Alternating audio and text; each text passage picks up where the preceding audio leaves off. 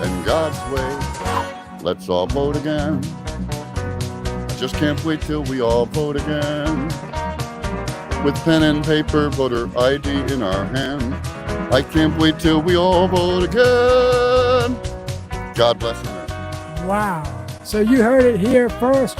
Vote early and vote often from Uncle Sam. That's right.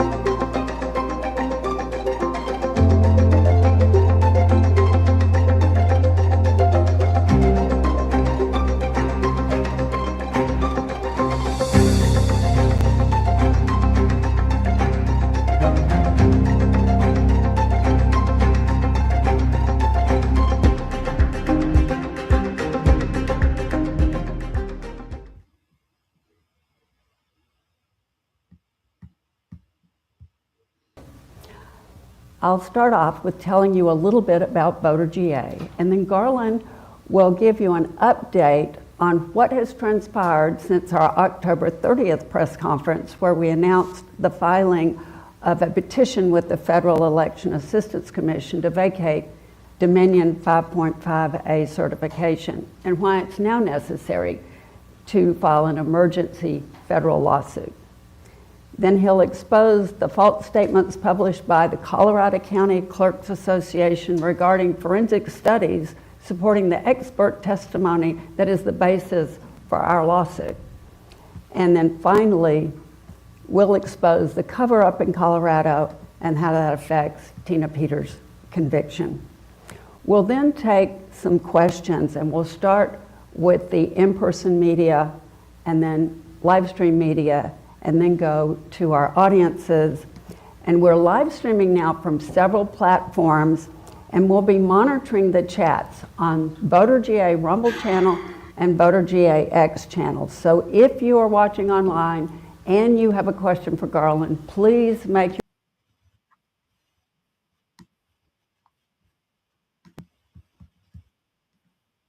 I'll close out with prayer for Tina Peters. So now a minute on Voter GA. We are a 501c3 nonpartisan nonprofit, and all donations are tax deductible. Garland and I are both volunteers, keeping the overhead low so that most donations can go directly to the work that we do. As you can imagine, most of our funds are spent on our 6 active lawsuits, including the federal lawsuit that you'll hear about today. We travel around Georgia to educate voters, legislators, and poll watchers, and hold national press conferences like this today. We offer free expert witness testimony both in Georgia and nationally, and you'll find us at the Georgia General Assembly every session, advocating to get rid of the machines and for other important election security legislation. And I'm happy to announce today that we have a very generous supporter who has offered to a matching donation, $3, for every $1 of donation received by January 31st of 26. So if you like what you hear today, please consider making a donation at voterga.org at the Donate tab. Now I'm honored to introduce Garland to you today. He is a career information technology professional with over 40 years of experience, and that includes 13 years of cybersecurity protection for the identities, accounts, and transactions for over 1.5 million corporate, retail, and small business online banking customers. And he also has now 25 years of voting system technology and election integrity advocacy. In 2002, Garland was the first technology professional in America to advocate against statewide implementation of a paperless electronic voting system on the grounds that it would pose a threat to the constitutional right to vote. And his claims were finally upheld 17 years later in a U.S. District Court ruling that banned Georgia's unverifiable voting system on grounds it was constitutionally deficient. So with that, I'll turn this over to Garland. Thank you, Tamara. Tamara's going to be back to help me close out today. Before we get started, we're here to talk about our federal lawsuit. Literally today, we just a couple of hours ago have filed this lawsuit in the Southern District of the United States Federal Court here in Georgia versus the Election Assistance Commission. The intent is to vacate the Dominion certification. We're going to go through why we need to do that. But one thing before we get started, we just want to make sure, I'm going to be talking about Dominion all day today.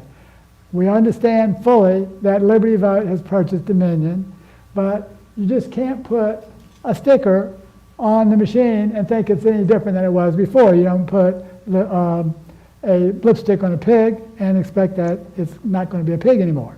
So there's some issues with this machine. We're going to go through and talk about what they are. First of all, a little bit of background. How did we get here today? So this started on September 30th, 2024 in the case DeKalb GOP v. Ravensburger. That case provided expert witness, unrefuted expert witness testimony and forensics that showed that the EA certification of the Dominion Democracy 5.5A system used here in Georgia was illegitimate. In October 24th, we joined with them and the individual plaintiffs, and we submitted a petition to the Election Assistance Commission to vacate the Dominion certification and to provide interim relief. We got a nice response from the EAC that they will take this under consideration, and we appreciate the Election Assistance Commission for doing that, but they declined to offer immediate relief, and we are forced to vote on this system in 2026, which is basically leaves the Georgia voters in an untenable situation. So on December 22nd, which is today, we filed, along with the DeKalb GOP, the Chatham GOP, individual plaintiffs, including Rick Armstrong out of Savannah and myself, and we filed this suit in the United States District Court. The premise, one of the premises of the suit is that it does take some time. In fairness to the EAC, it takes some time for them to vacate a certification, but they certainly do have the authority, and I'm going to quote it right here, 5 U.S.C. 505, that when an agency finds that justice so requires, it may postpone the effective date of an action that has been taken by it pending judicial review. So the EAC has full authority to move this certification out into 2027, 2028, 29, even though they've already done it, according to federal law. So this federal complaint that we filed, again, as I mentioned, we are the plaintiffs, DeKalb County GOP. Chatham has joined us, Richard Armstrong out of Savannah, and myself. The defendants are the Election Assistance Commission Executive Director and Board of Commissioners, and the relief, as I think I've previously explained, is what we are seeking there according to 5 U.S.C. 505. So just for anybody who does not know what the Election Assistance Commission is, the Election Assistance Commission basically was formed in 2002. It helps officials improve election administration. That is its mission. And it doesn't even mention anything about security. So maybe it is time to change that mission statement a little bit. We have more seats up here. Y'all are welcome to come in. So why do we want to vacate the certification? Well, the 5.5A was supposedly certified in 2019, but it doesn't meet the 2005 EAC security standards for certification. 14 years later, it cannot meet 2005 standards. We're going to talk a little more about that. The specific problems that came out in an unrefuted expert witness testimony is that it lacks encryption key protection and it does not have adequate password security. That's all based on that case I'll tell you about. So the certification is essentially illegitimate. Now, as I mentioned before, the EAC is supposed to be it certifies according to the 2005 volunteer voting system guidelines, but the encryption keys are exposed in clear plain text. So what that means is that a bad actor can retrieve the keys with a simple SQL read statement, use the standard programs to easily decrypt and change the results. Now these were standards, FIPS 142 and 112, that date all the way back to 2001 and even 1985. I'll get a little bit deeper into that. So what do 142-2 Federal Information Processing Standards actually say about encryption keys? So this is the 2001 standard on which 2005 VVSG guidelines were based. It says that plain text, secret, and private keys shall not be accessible from outside the cryptographic module to unauthorized operators. It goes on to say secret keys, private keys, and CSPs shall be protected within the cryptographic module from unauthorized disclosure, modification, and substitution. So that's the encryption key side on it. But the password design has also got numerous problems, and just a few of them. Passwords are not irreversibly hashed, and they can be decrypted. You don't want to decrypt the password and use it. You want to have it hashed so that it cannot be retrieved and then used. So hashes are irreversible, but this password, according to the testimony, is that it is encrypted and not hashed. So the other serious problem is that an admin account password is hard-coded when it's delivered, and then it's used in scripts, referenced in scripts. So this is a blatant violation of standards going all the way back to 1984, which I'll show you. I can't imagine any of you having a password that is hard-coded and you can't change it. Just think about that for a second. The password was never changed since the system was delivered, and the password is publicly known and available on T-shirts that you can buy most anywhere that you want to go now. That's I wouldn't really call that secure, would you? So the other standard that is probably important to understand is FIPS 112. That standard says that passwords shall have maximum lifetime of a year. This password has never been changed. We've had the testimony confirm that. It says that all passwords that may be included in a new system when it is delivered, transferred, or installed shall be immediately changed by the security officer. That never happened. In fact, it was designed not to, because the scripts were dependent upon the password that was delivered by the Dominion voting system personnel. So this was a known deficiency. It was known all the way back on DDS4. As you can see in this deficiency report, hard-coded passwords and hard-coded crypto keys were identified all the way back for DDS4, and this was DDS 5.5. And they now have gone on up to 5.17 and appear to have the same things. So the last time this press conference is a combination of two other ones we did, one on October 30th and the other one on January 7th. And I think on both of these press conferences, and Tamara can correct me if I'm wrong, we showed Clay Parikh hacking the voting system in 3 minutes using 6 lines of code in federal court. Now, this is not DEF CON. This is a authenticated copy of the server in Superior Court being hacked by a known voting system technical expert, a testing expert, in 3 minutes with 6 lines of code. This is a whole nother level from what you hear about all the time in DEF CON. This is the real deal. You can watch this press conference. We're not going to show it to you today because we have a lot of material to cover, but you can watch it at voterga.org events. Go to our October 30 press conference. I believe we did that again on January 7th. We did. We did. And so you can watch that. We even give you the timing mark so you can go to it and just get right to it there, 3:30 into the press conference. So what we have here, what we've learned, and from this testimony in addition, is that the Dominion Democracy Suite system they all are designed to communicate with each other via a common shared value in an X.509 certificate. Now, there's nothing wrong with having an X.509 certificate.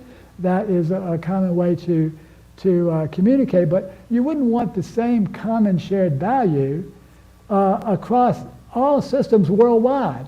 That means that everybody has the same password worldwide. A common shared value is basically like having the same password.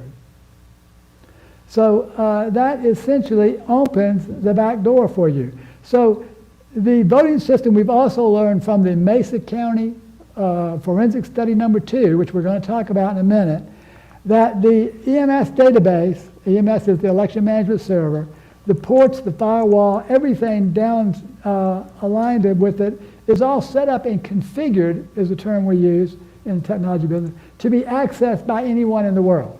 There's no firewall rules that uses the default port.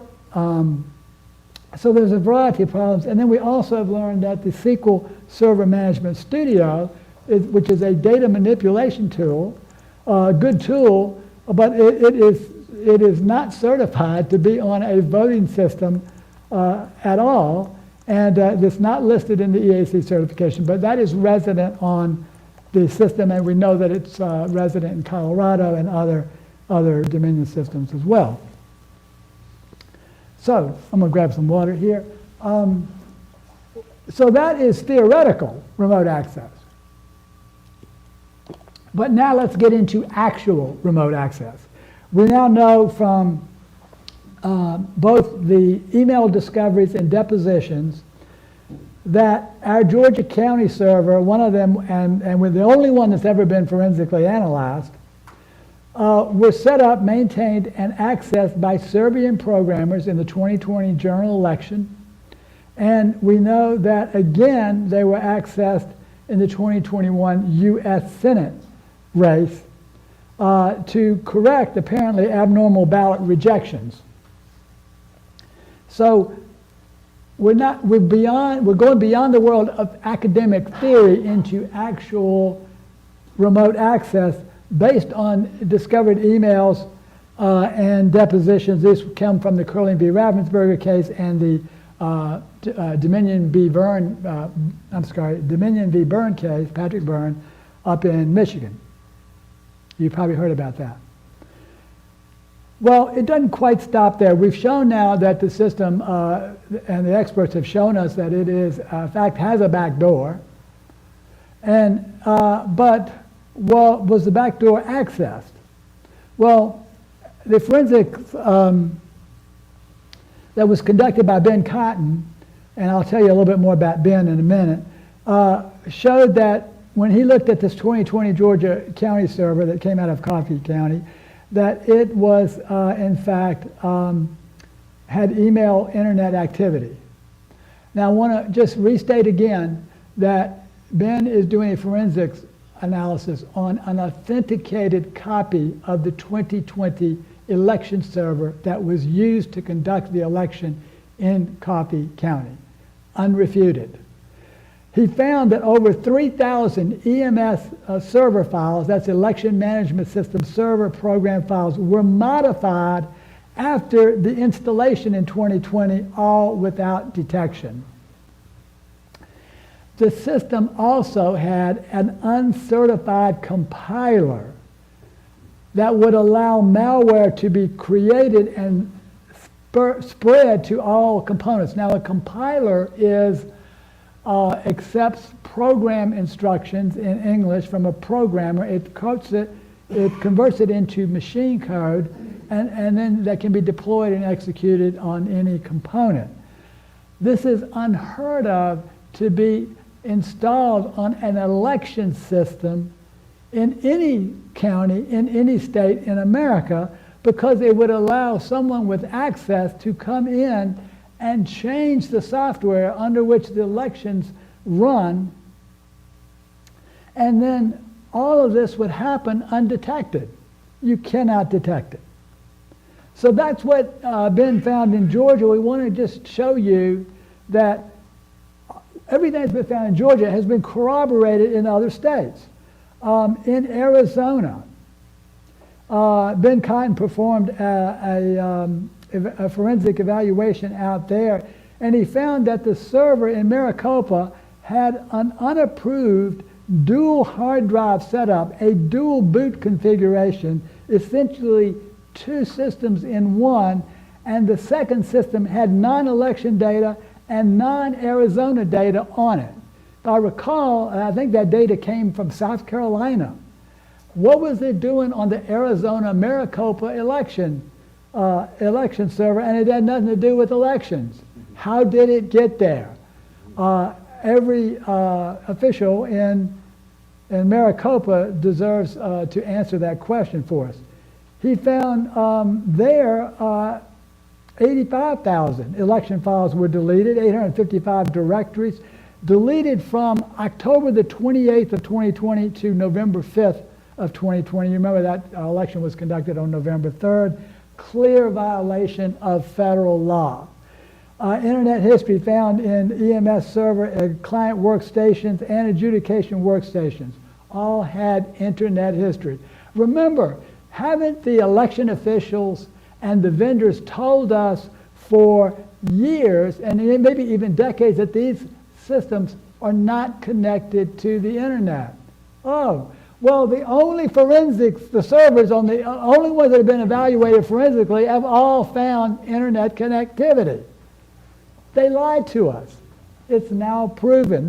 We've brought the receipts. This is unrefuted expert witness testimony and forensics analysis. This is not anybody's opinion.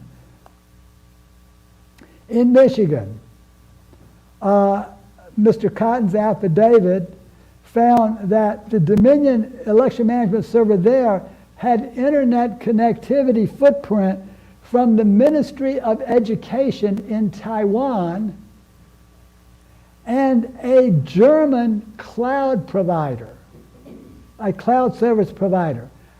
So here we have proof of remote foreign access into the system. They didn't really want to tell us that either, did they?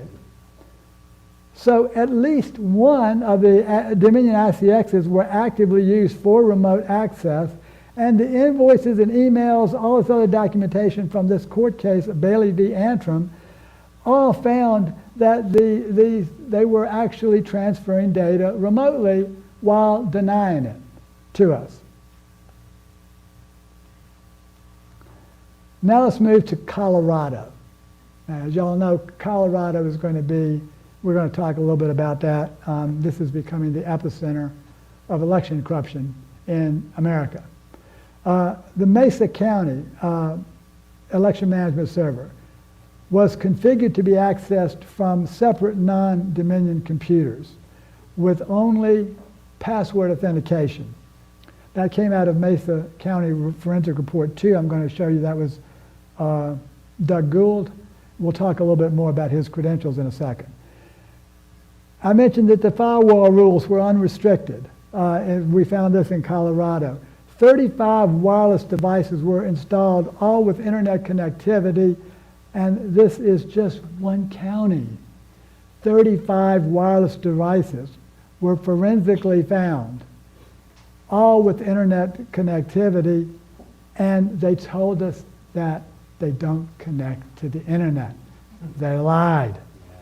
You can see that we have a national security crisis here.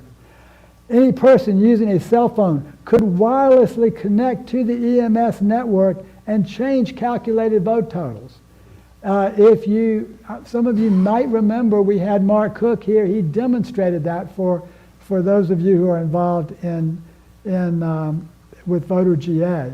And in addition, it's in the report, and they go through step by step with illustrations. So you don't have to read all the technical garbage. You can see it with your own eyes in a picture. Thousands of files were deleted during the upgrade despite federal, state, and retention laws. We're going to talk more about that in a minute. So who put out all of these forensic reports? Are these just some surfer dudes off the street like the Colorado court tried to tell us? No. Let's look at them. Ben Cotton, who I mentioned, was involved in the Maricopa, Antrim County, and Coffee County servers. Highly credentialed, 30-year cyber forensic expert. He has numerous certifications. It took him 30 minutes. They went through all of his qualifications before he was qualified as an expert. He listed all of his qualifications in the September 30th, 2024, and it was astounding, absolutely astounding. Clay Parikh, who I mentioned, these two came out of the DeKalb case. Clay is a 20-year career specialist in cybersecurity evaluation.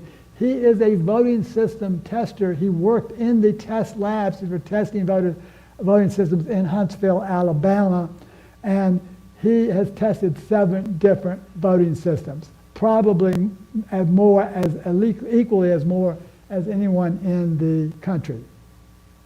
Doug Gould did the Mesa County 2 report, 40-year cybersecurity expert, chief cybersecurity strategist for AT&T for 30 years, and now he's the chief technical officer of his own cyber team, U.S.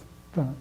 Then we have Walter Doherty, who did Mesa County's 1, 3, and 4 reports, which we'll talk about, 35-year Texas A&M professor and senior lecturer emeritus in the Department of Computer Science and Engineering.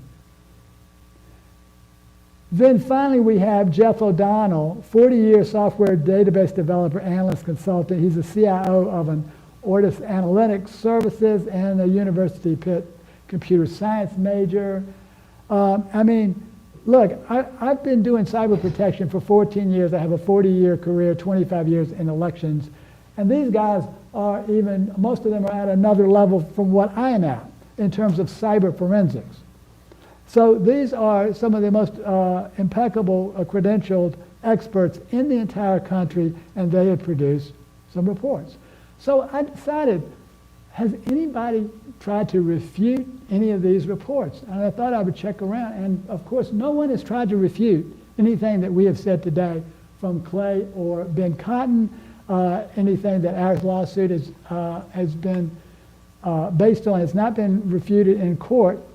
However, I did find that there was a group called the Colorado County Clerks Association that did attempt to refute the Mesa County reports, and we want to tell you about this today because it's fascinating as we decided to kind of check into this.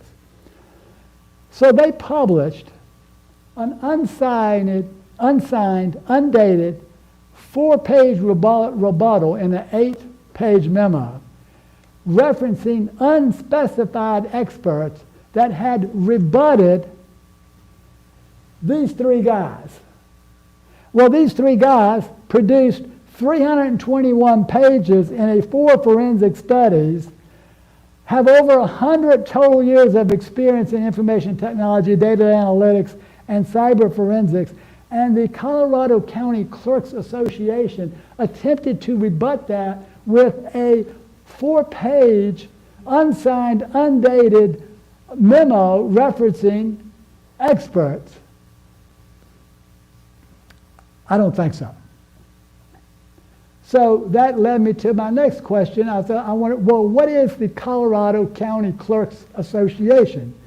I checked it out. It's a non-governmental private entity. It provides certain types of election support to Colorado clerks. This is a private entity. It's funded primarily by county clerk taxpayer money and vendors. Does anybody see the problem with that? I think so. Here is the state of Colorado relying on a private entity, and by the way, this is we found out is a partisan private entity, no matter what they say.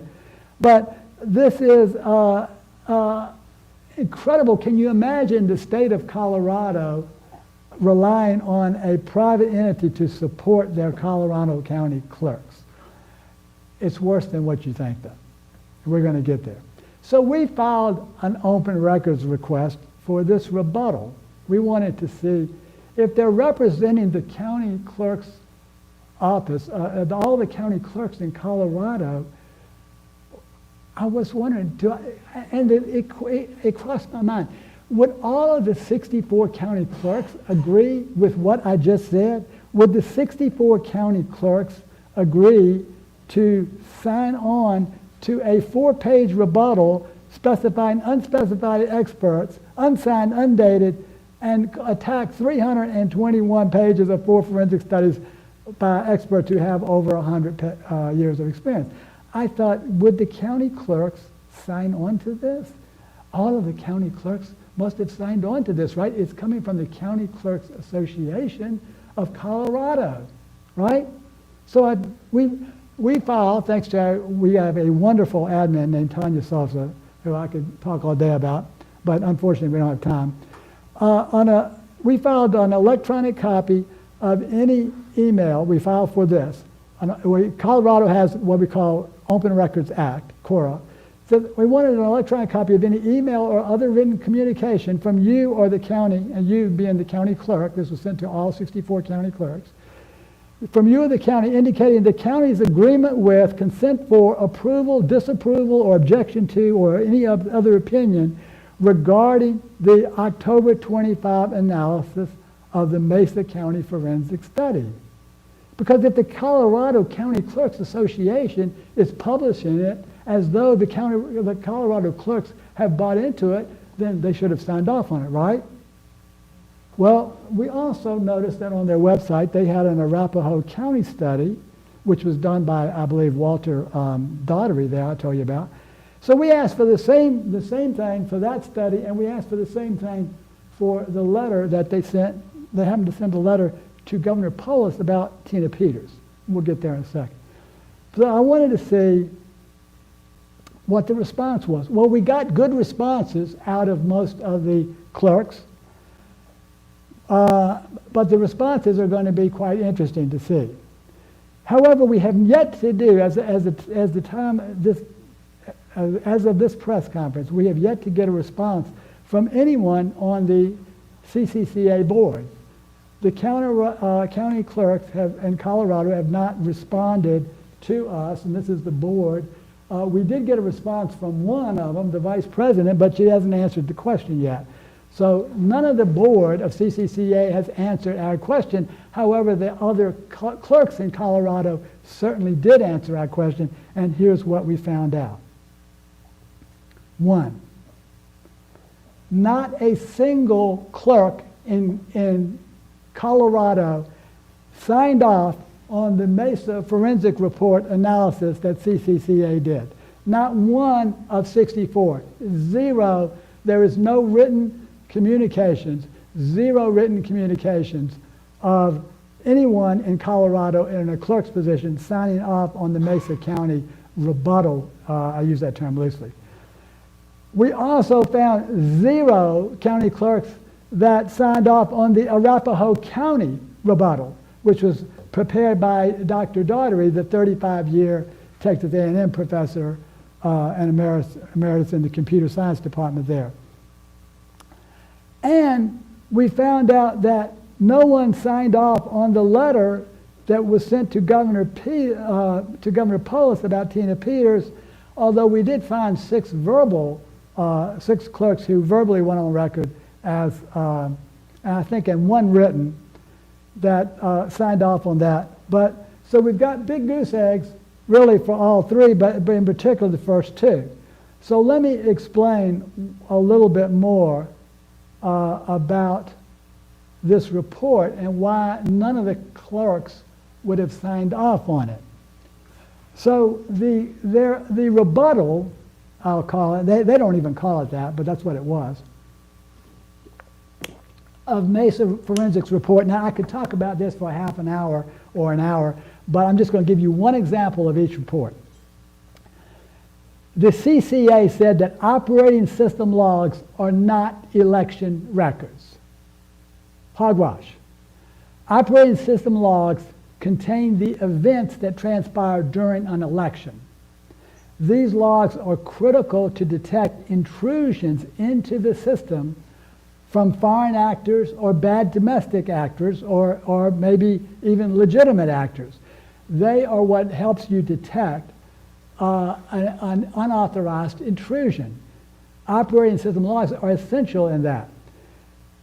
And the reports concluded that the trusted build deleted these logs and all previous election projects. So Dr. Daugherty, no, I'm sorry, this one is Doug Gould, concluded that that had happened, and yet they're trying to claim that it's no problem because they're not election records. Well, they are election records, and they are required to be preserved for 22 months under 52 USC 20701. Now, if you go and read that statute, you will see that 20701 has no exceptions. There's no exceptions for operating system logs. Logs are part of the election records. They're not the software. It's important to understand they're not the software, the programs that run them, but they track the actual events that occurred during the election. That's what a log is for the untrained. Mesa Forensics Report 2, I'm just going to give you one example. The rebuttal said that the Wi-Fi capability was disabled and verified in the BIOS firmware during the trusted build. Well, we have people in this room that know that's not true, but so what is true? The trusted build is and by the way, let's clarify this, it's not trusted at all, but it's a Dominion voting system upgrade. And the Dominion voting system upgrade has proven to be untrustworthy for the reasons that I just said. It deleted the files, the audit logs, and the election projects off of the system. And it should not have done that. And it deleted lots of other things too, but that's a different story for a different day. So the trusted build, when you're making this upgrade, it has no way to verify if the Wi-Fi capability was enabled during the election. It doesn't. There's no history of whether that Wi-Fi capability can be turned on or off, because it can be turned on and off with software. It can be programmatically turned on. So again, another hogwash. Mesa Report 3. Mesa Report 3. The extra databases, it says, which were found, were created by human action when the elections manager attempted troubleshooting during adjudication. So these new databases just popped up, and the report, Mesa Reports 3, said, well, you know, they shouldn't have been there. And yet this report from CCCA says that the new database was a normal function of the voting system. Well, and that's not true. A new database should never be created by human action in the normal course of a voting system. What a user does when they are using an application of any kind is they add, delete, modify data in the databases that are created systematically as part of preparation for an election. So the databases are created ahead of time. Once they go out, then they are updated with election results throughout the night and so on and so on. So as you can see here, this complete rebuttal that we have is a joke. It's 4 pages. No expert that we know of signed it. No county clerk signed it. It was unsigned, undated. So who created this garbage? I'm sure everyone would like to know. Well, we found out it's the CCCA Executive Director, Matt Crane. Matt Crane is a 22-year elections guy, but he happens to be wedded to a former 18-year Dominion Sequoia product specialist. What a coincidence that he would be supporting Dominion when his wife spent so many years there, 18-year career, that's a pretty long time. So now you're starting to see the nepotism that is involving Dominion, and you're going to see a little bit more about that in a minute. But so what is this guy's expertise? Maybe Matt Crane is smarter than all of us, right? Oh, well, let's see. He wrote a letter to Colorado legislators. And in this letter, 3 times he referred to the Microsoft SQL Server Studio, which is Structured Query Language Studio, as SQL, S-E-Q-U-E-L. He did not know the difference between a data manipulation project and a movie sequel. That is how bad this is. And yet he put this out under the guise of it representing the Colorado County elections officials. Unbelievable. But he didn't stop there. So after he did this 4-page report, actually it was an 8-page report, 4 of the pages talked about Mesa County. And then he goes into this rant about Tina Peters. Well, the report was about Mesa County, but he decided that he wanted to go into Tina Peters, so okay, well, let's check out what did he say about Tina Peters. So, and this is where I think I'm going to ask Tamara to come back up and help us walk through this last part. As y'all know, Tina Peters had no criminal record.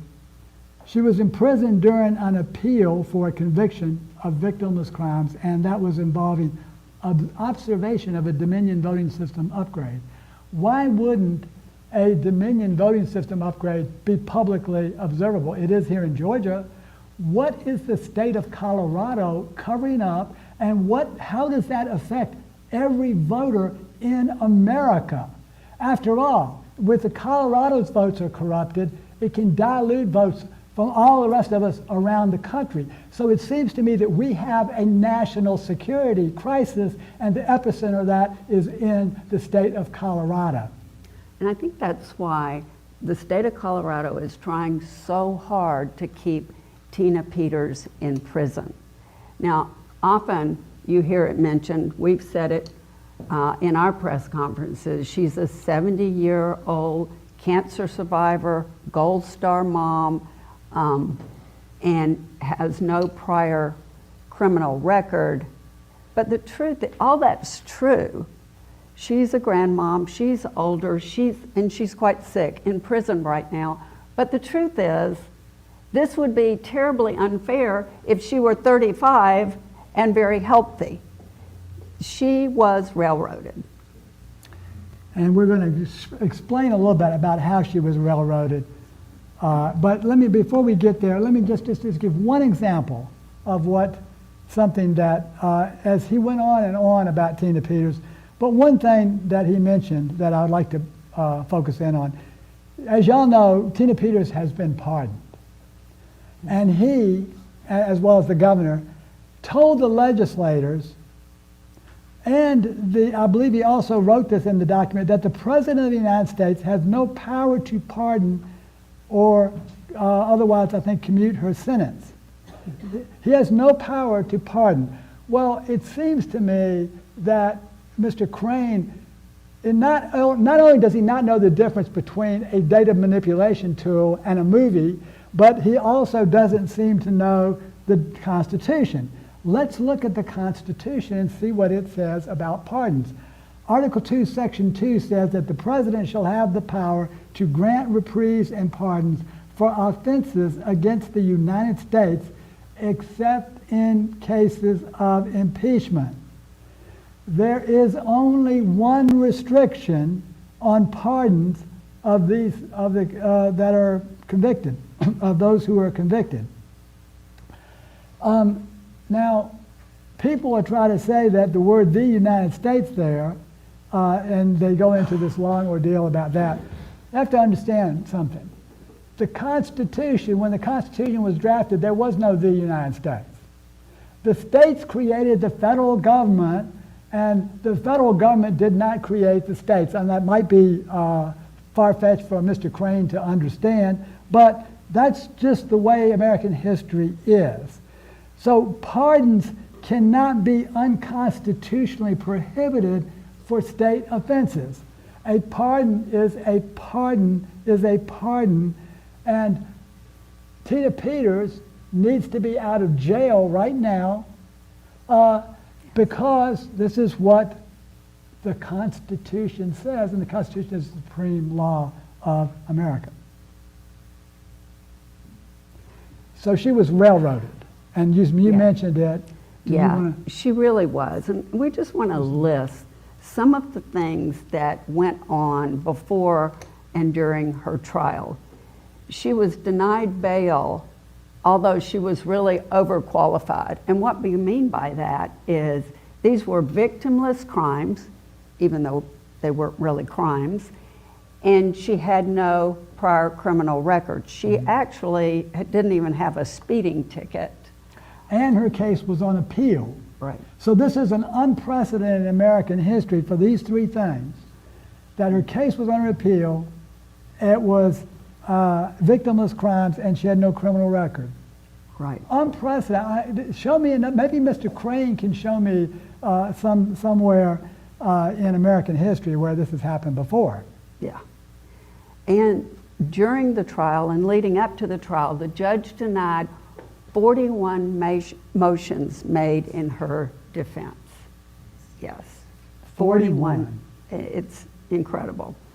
He also refused to allow her the best defense until her sentencing hearing. She actually tried to defend herself in her sentencing hearing, because when you have a criminal indictment, the indictee has to be allowed to put on their best defense. The prosecution took 6 days to present their case against her, and she had 1 day. There's no way that that was her best defense. And she had to end up presenting her evidence after she was sentenced, just before she was sentenced and at her sentence hearing. Right. This is an absurd travesty of justice. Was it one judge that did all of this? It was a jury trial, but it was one judge. The judge prevented the evidence, and we'll get to questions in just a second. Yeah.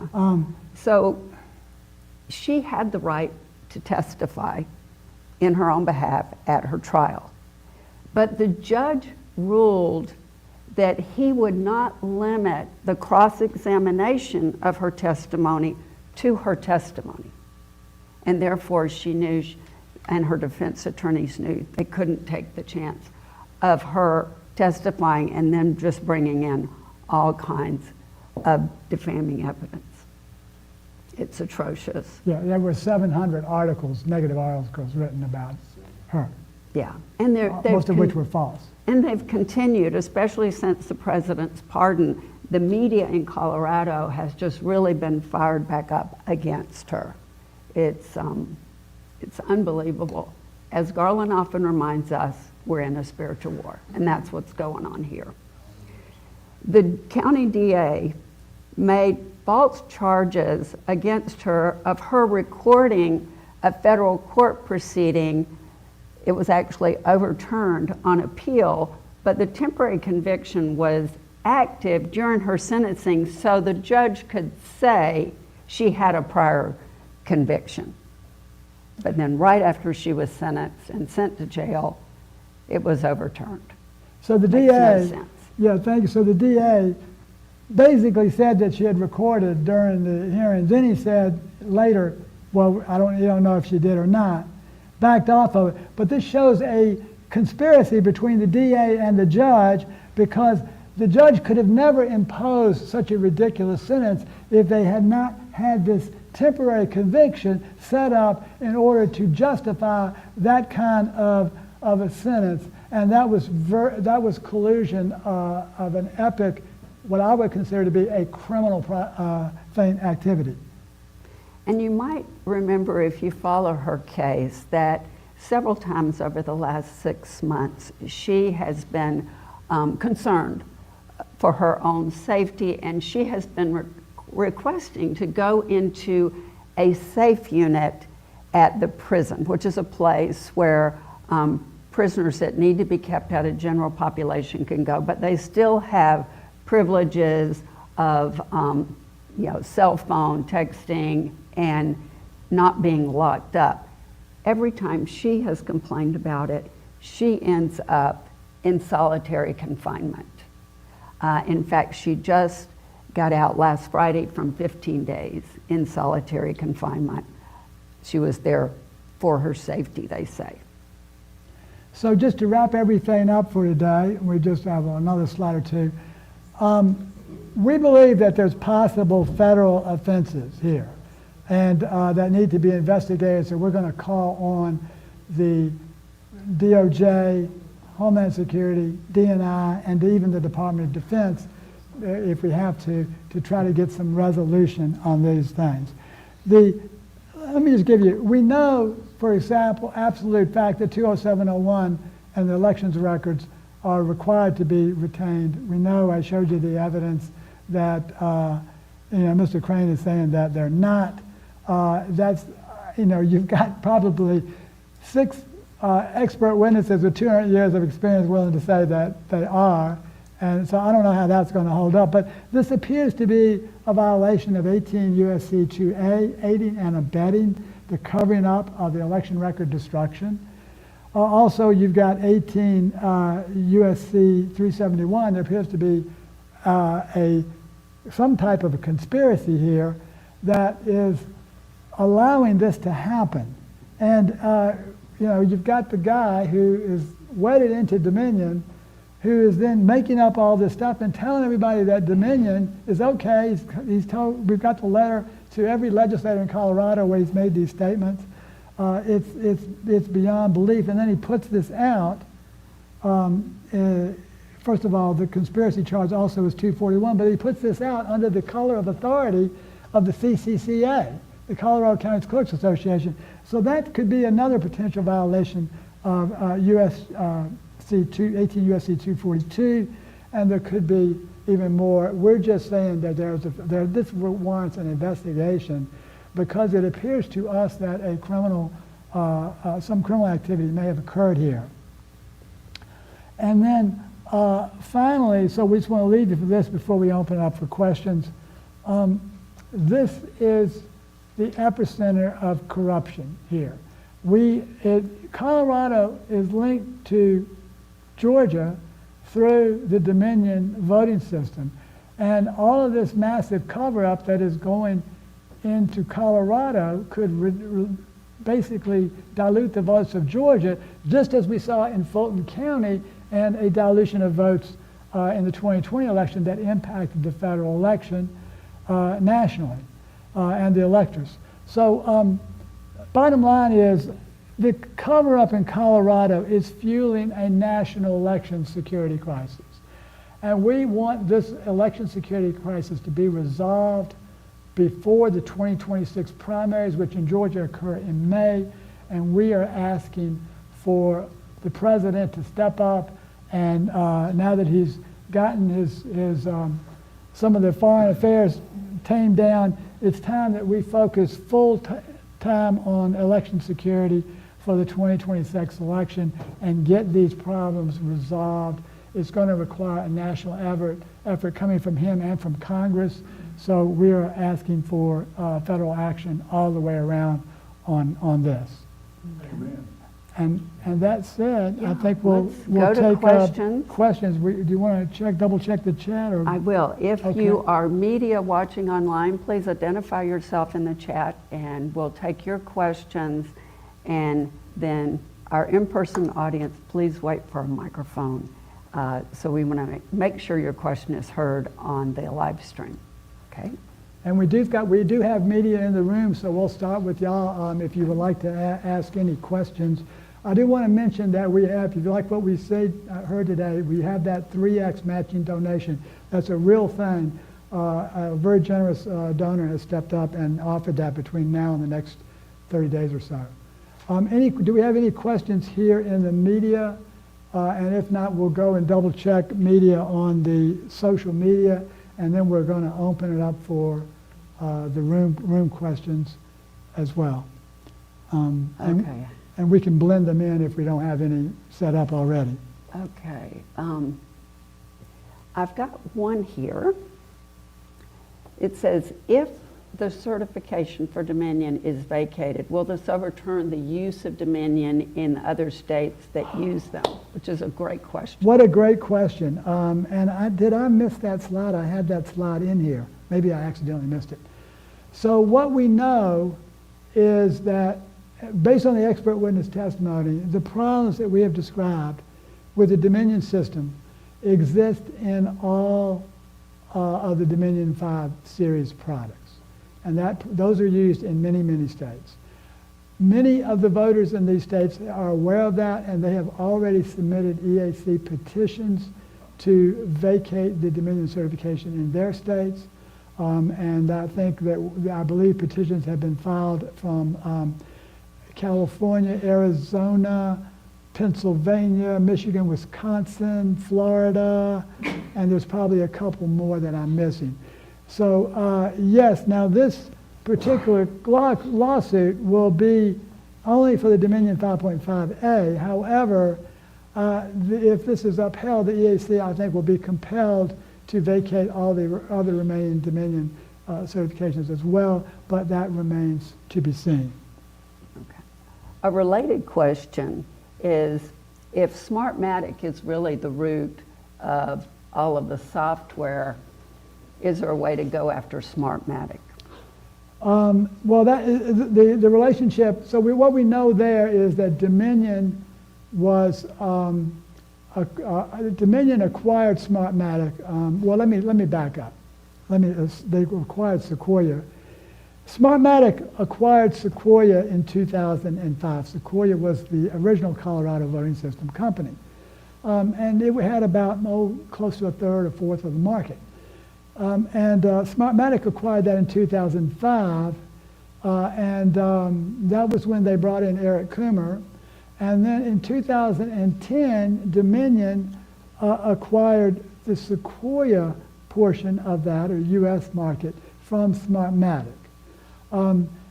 This does not really directly impact Smartmatic. However, you may know that Smartmatic officials and Smartmatic as a company have already been indicted by the Department of Justice for what appears to be very good cause. Okay. And another question is, can you speak to where you filed the lawsuit? Yes, I apologize. Another thing I missed. The United States Southern District Court, and we filed in the Savannah Division down there. So that's where the case will be adjudicated. And also, it'll be later this afternoon before the case number is available. We filed this morning, and it takes them a few hours, so we'll right. have the case number later today. That's right. The case will be later today, but the complaint is already up on the voterj.org legal tab. We got that up just before we came over. You can see the complaint. That will be followed up with a motion. That motion will have my declaration in it and several others. It would be an interesting read. If you want to read something interesting, just read my declaration. Okay, I think that's it for the live stream. You want to take in-person? Absolutely. So we'll start with in-person questions. We've got a couple up front here. And Cheryl's going to bring you the mic. And then we will, I think it was Ben and John, right? Go ahead. Hey Garland, Ben Hendrick. I'm a cybersecurity expert and volunteer. In lieu to the new discussion that happened on Friday about the 315,000 ballots, right, the word sign on the register tapes, how does that play into the order that you have that we're supposed to be able to examine the physical ballots, right, mail-in ballots for Fulton County? And they've been stalling on this for, I don't know, what, 5 years? Right. How does this all come together? And we really need to look and see what they've been hiding. Okay, great question, Ben. Thank you for. I know you know this material better than I do. So this is a great question. In fact, we have the gentleman in the room who's responsible for that case. There's several things here. There's a lot of things, and the first thing, a couple points. In order to verify election results, you have to have ballots. They have to be transparent. In Colorado, no one has ever seen the public has never seen the ballots because ballots are not publicly available in Colorado. So they've been conducting elections on this Dominion system, and members of the public can never verify the results. They're telling the voters in Colorado that everything's okay, and they'll be okay. Now, we had the same problem in Georgia. But we worked hard. Tamara and I were down there in the legislature. We worked. It took us 4 years to get ballots public record here in Georgia. That was quite an accomplishment. It wasn't easy.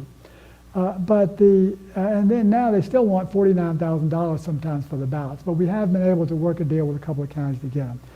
But the other point is, now even though this case we found, that David has found that 315,000 missing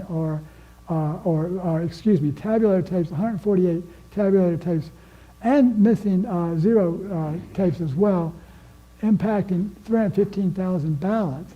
That is a huge, huge case. It was deferred for the Attorney General for criminal prosecution up to $1.4 million of possible fines. But the other interesting thing is, and I'm sure David can tell you about this, but there is more cases that are going to come out. And these cases, in fact, I think at the next meeting, the board is going to talk about the SEB 2023-025 case. But these cases are showing electronic manipulation of the Fulton County 2020 results. They are showing, one of the complaints shows that first of all, that there were many duplicate scanned ballots, but one of the most interesting things is that the Fulton County appears to have backfilled the results to make everything match up on December 4th. And that indicates to me electronic manipulation. So that's how all that plays in together, even though it doesn't appear to be directly connected. But in this case, I think it really is, Ben. So thank you for that question. I think, John, did you have one?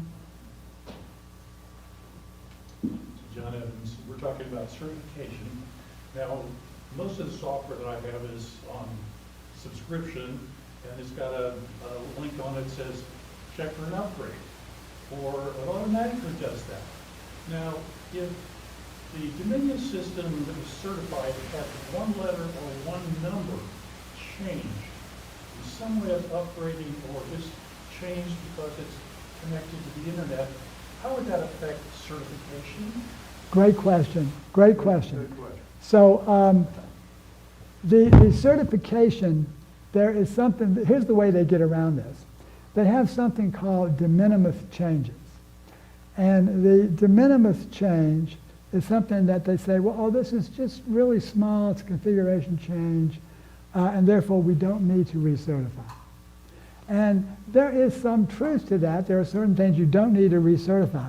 But when you go in and you find that 3,000 program files were modified, like it was on the Coffee County server, there is no way in heck that is a de minimis change. So that should have been certified. Great question. I think we got one in David, and we got one in the back here. I think David got one, and then we go to the back. Okay. Or we do it vice versa. Okay, we'll get over there. Yeah. Malkins. Can the president send the U.S. Marshals in to get Tina Peters? I mean, it seems. There's a lot of. I think I'm not going to probably be able to comment on that one, but there's a lot of concern. You know, how long is Colorado going to keep Tina Peters in prison in violation of the United States Constitution? Colorado is imprisoning Tina Peters in violation of the United States Constitution. All you got to do is read it. But Can someone be held accountable for that in Colorado? That's. Would it be the warden or the governor? Well, so the warden has the control, and the warden was appointed by the governor.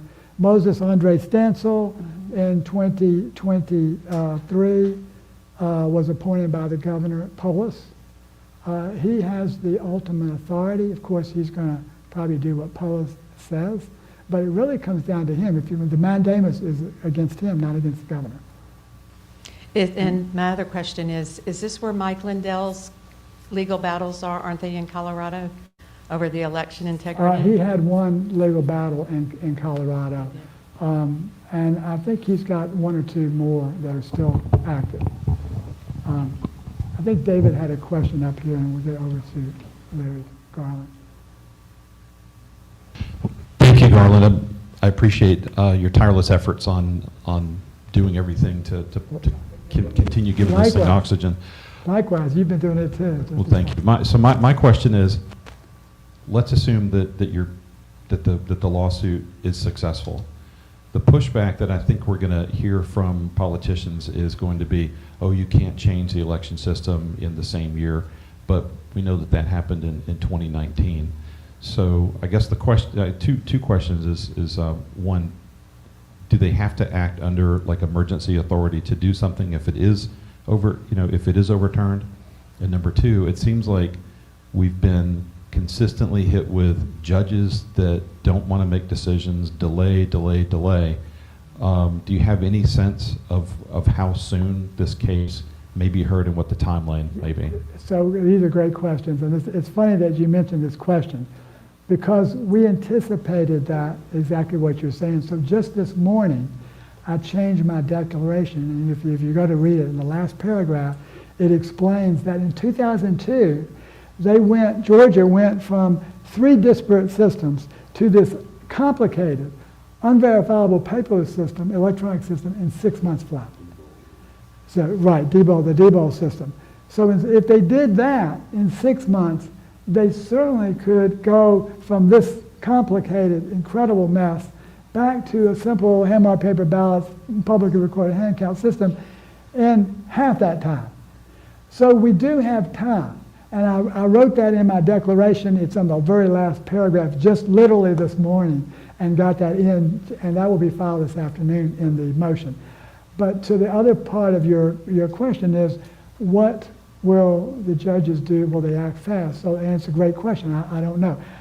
What I can tell you is that when we filed the Fulton County ballot case that Ben was talking about, on December 23, 2020, we had a hearing by January the 6th, because in January 6th, when all the activities going on in D.C., we were sitting there and prosecuting our case remotely, and Fulton County got scared and they decided to pack up and go home in the middle of our case.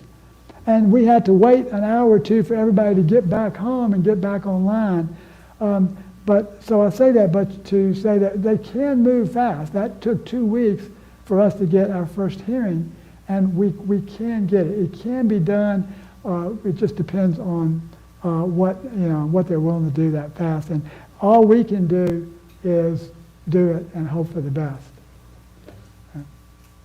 Any other questions? Okay, we've got a couple more. I've got an interesting question about Fulton.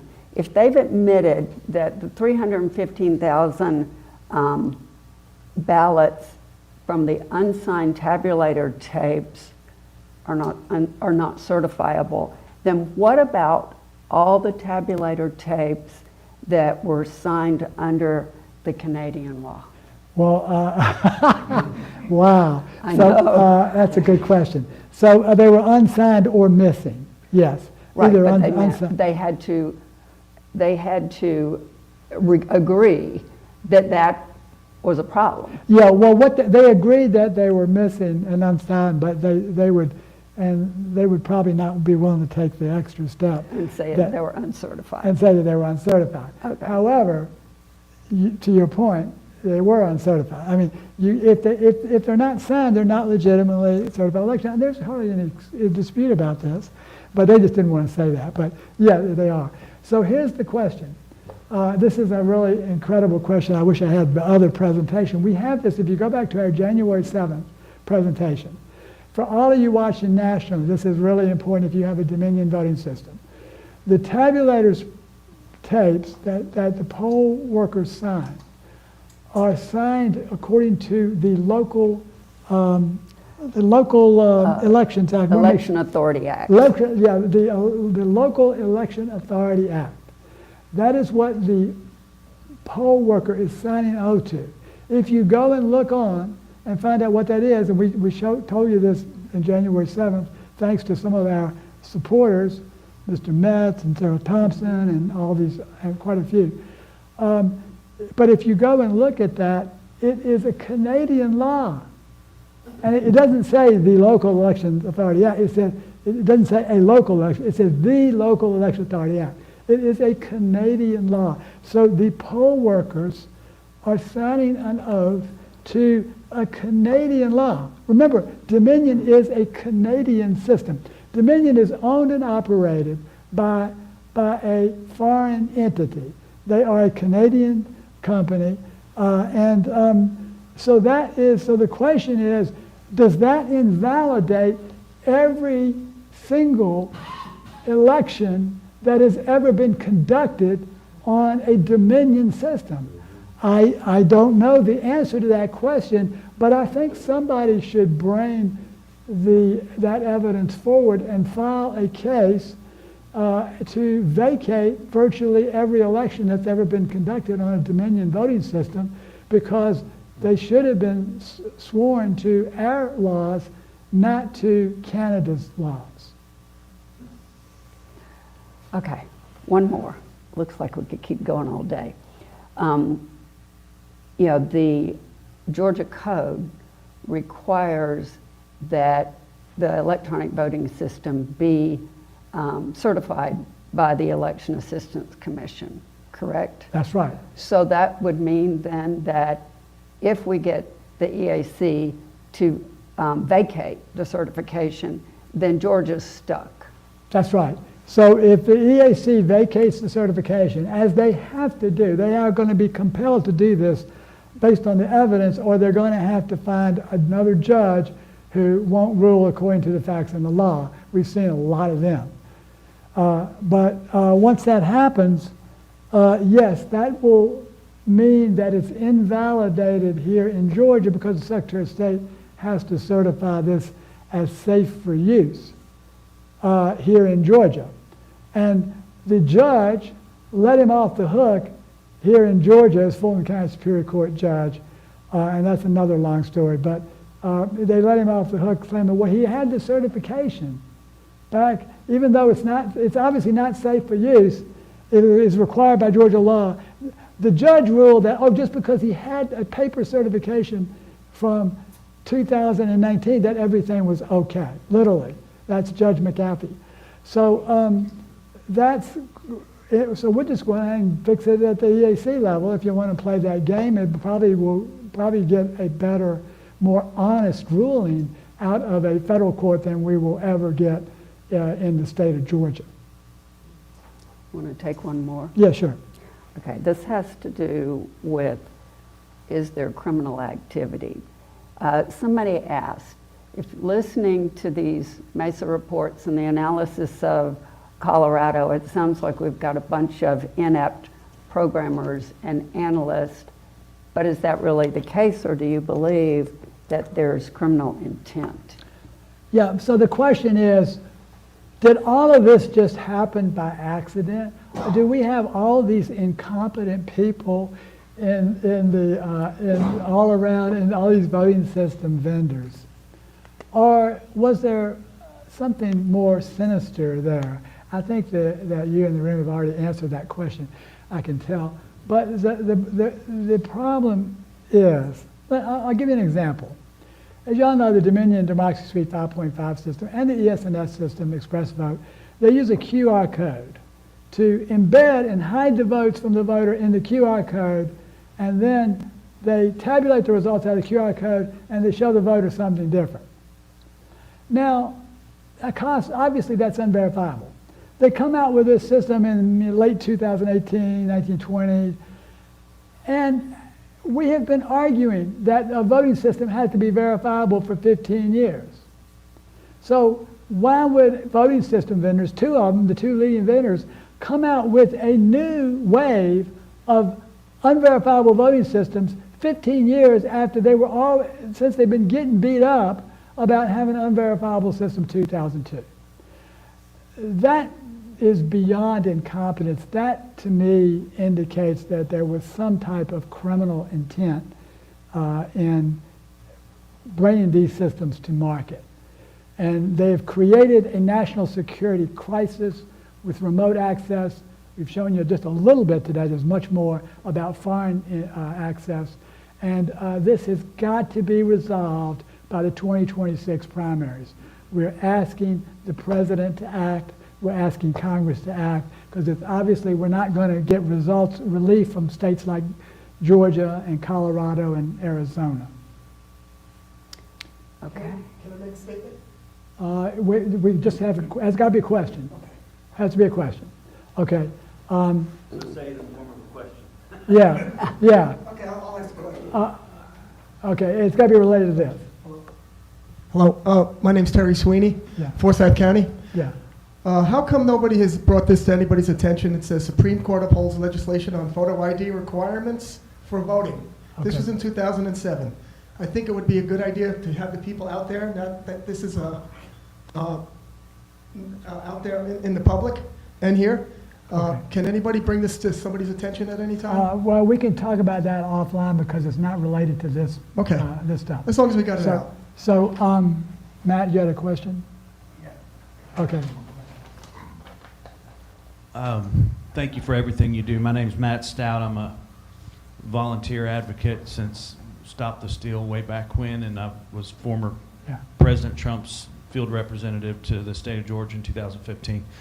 Can you talk for just a second about the state election board and their ability and what they've done to reveal some of the information and some of the things that we've been able to see? You haven't really hit Thank you. that note yet today, and I think it would be, Yeah, yeah, would be good thank for you. people to hear about. Thank you. Well, this is a national press conference, so we haven't focused much on Georgia at all. But that is an important point, because one of the reasons why David and others have started to be successful is because the state election board has been reconfigured here in Georgia.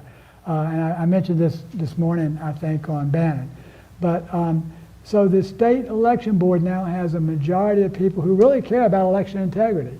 And they, when they're presented with the evidence, they're willing to make the right decision. And they were impeded by members and even the chairman, quite frankly, who seems to have disappeared now. But now that we have a good state election board, I think that you're going to see a lot more cases come out. And it's going to be even more amazing than what David has already done, because I know David has got quite a few lined up. I might have a couple of myself. But I never wanted to go through the SEB because it was so corrupted. But with this reconfiguration, you see, David stuck with it. With the reconfiguration, now you can get legitimate cases and legitimate solutions made. So I gave up, and this is the power of having volunteers just stick with something like a dog with a bone until they get it. People say, I'll do that, but that was David and Joe Rossi and some of the others who have done that. Do you think that Sally Groth would make a good board member for the state election board? I can't get into anything like that here because this is a national press conference. Okay, so we can take that offline, and I will answer that. So anyway, I guess that wraps it up. We're going to pray for Tina. Okay, Ben. Oh yeah, we're going to end with a prayer for Tina, and Ben is going to get the last question on that. Yeah, Garland, I felt kind of an insight, right, just to make this comment, right, in terms of, would it be helpful if I provided to you all evidence that was submitted to the Department of Homeland Security of those voting registers from Dominion voting systems that they're missing? I have obtained those through a confidential source. It is on file with the Department of Homeland Security's evidence. I have an active FOIA to receive those, and I have all that here on my phone. So I would like to be able to share those details with you all if it would help you as part of your case to move things forward. Ben, we were happy to. And our friend Tom Feehan is the one that ordered them to be shredded, but these didn't get shredded. Very good. Tom Feehan Tom Feehan. works with Dominion, or at least used to.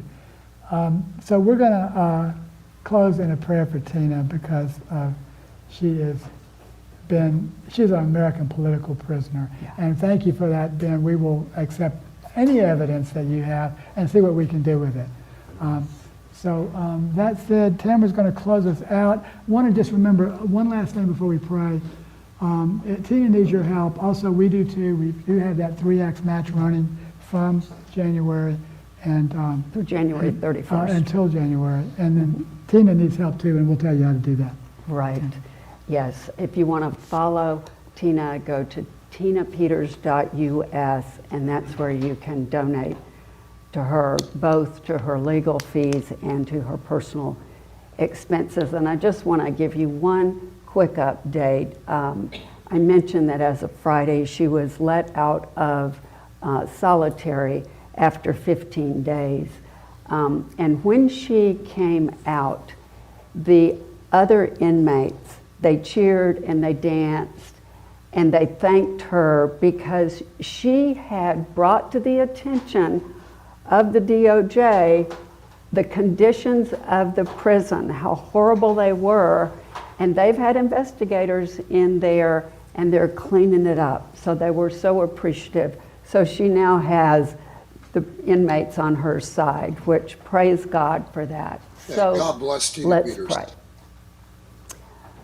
Father, as we come to Tina's second Christmas in prison, I just want to say we know you are a good God.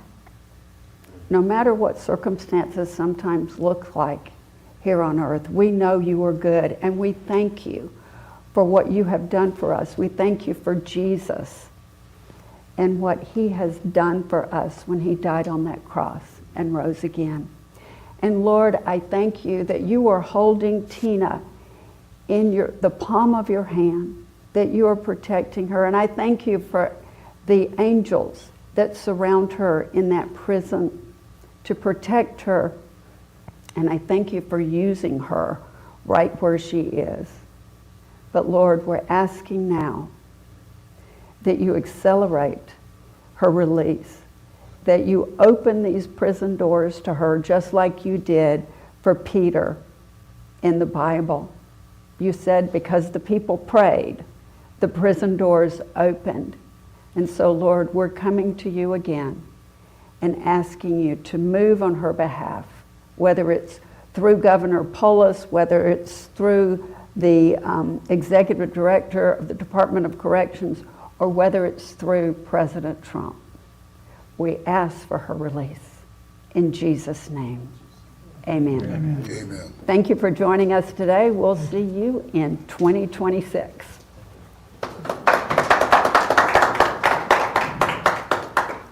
Good job, good job.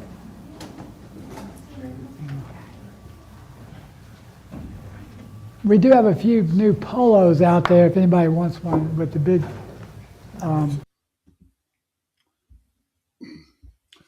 right, guys. So hope you guys paid attention to our broadcast today, and asking all you guys to keep Tina Peters in your prayers as well.